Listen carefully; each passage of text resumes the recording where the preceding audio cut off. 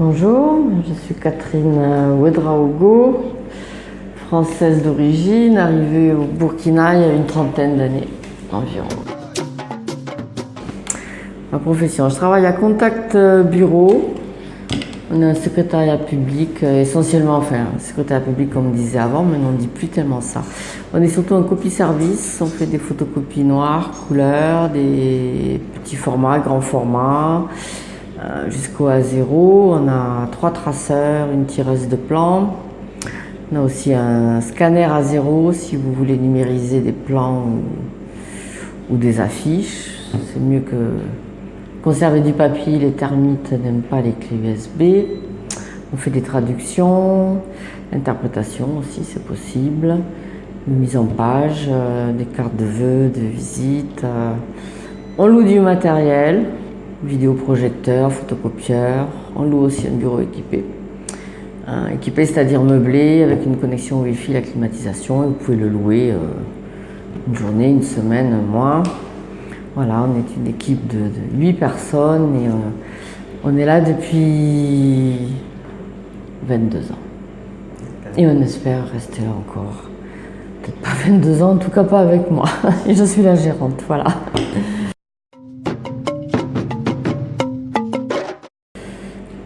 Trois mots. 3 mots, c'est réducteur.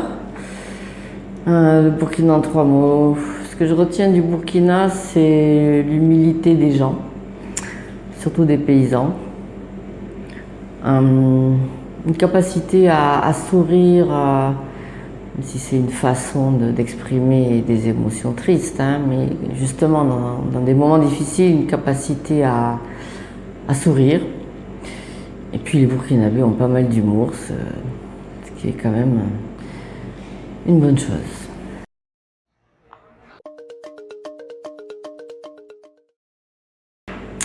Alors avant tout, il faut avoir un bon business plan, mais ça c'est valable partout, qu'on soit au Burkina ou ailleurs. Ensuite, il faut croire à son projet, c'est la base, être prêt à travailler beaucoup, passer beaucoup de temps, vraiment beaucoup de temps. Voilà, surtout croire à ce qu'on veut faire, y avoir bien réfléchi. Attendre avant de formaliser, peut-être rôder, lancer, rôder, se donner un temps avant de formaliser, notamment, je pense à l'administration fiscale. Il ne faut pas trop attendre parce qu'après vous pouvez avoir des ennuis, mais enfin, être un peu sûr, même si on n'est jamais sûr, de son projet avant de se lancer vraiment. Savoir que c'est pas parce qu'on entreprend qu'on réussit. On peut se tromper, ça arrive, c'est pas grave. Voir pourquoi on s'est trompé, et puis si on continue à croire que le projet qu'on avait était bon, continuer en modifiant ce qu'il fallait modifier.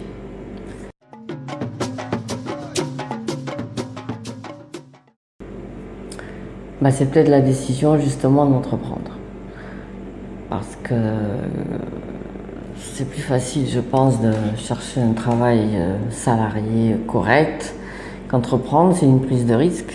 Une prise de risque financière, personnelle.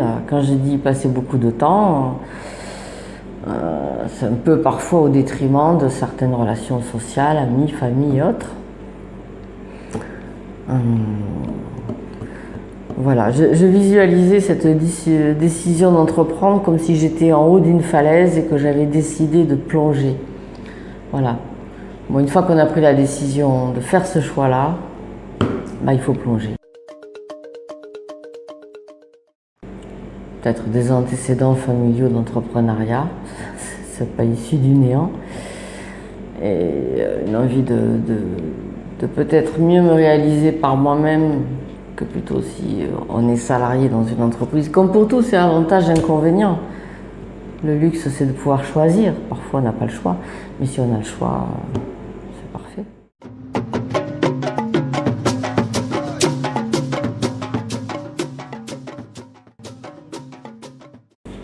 Le monde actuel est en mutation, mais ça, je pense que de tout temps, le monde a été en mutation.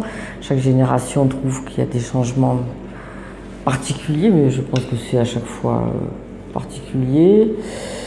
Beaucoup de changements au niveau écologique, climatique. Il y a beaucoup de guerres, mais ça aussi c'est pas nouveau. C'est la donne qui a changé, la façon qui a changé.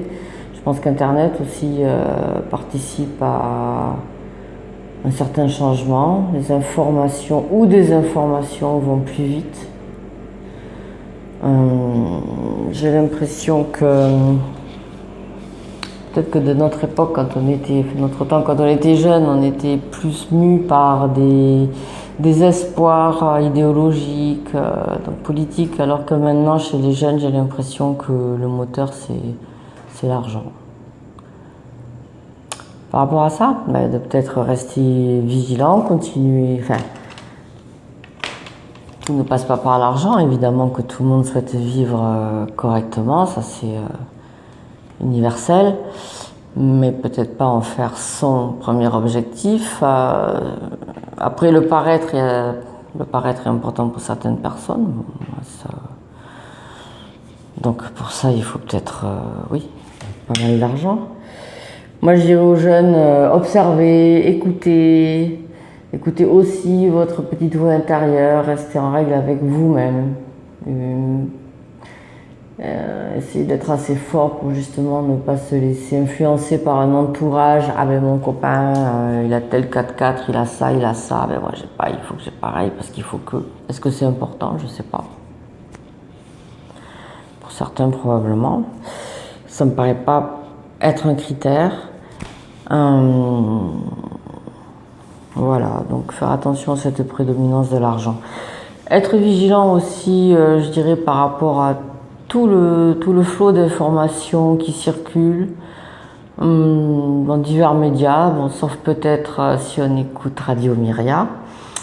Il y a peut-être aussi beaucoup de désinformation et surtout de manipulation, alors pas hésiter à essayer d'avoir plusieurs angles de vue sur un problème qu'on nous balance avec des raisons, c'est ça et ça et ça, pas forcément aussi simpliste qu'on veut bien nous le faire croire. Un objet que j'aime. Ouais, oui. Je vous le montre alors. Oui. Alors je vous montre. Voilà. C'est mon tatou. Force. Ici c'est la famille. Une fleur de frangipanier parce que c'est une fleur que j'aime beaucoup et qu'on retrouve beaucoup. Voilà, c'est une belle histoire ce tatou. Surtout très surprenant, je ne pensais pas qu'un jour je me ferais tatouer, mais voilà, comme quoi, les choses ne sont pas figées.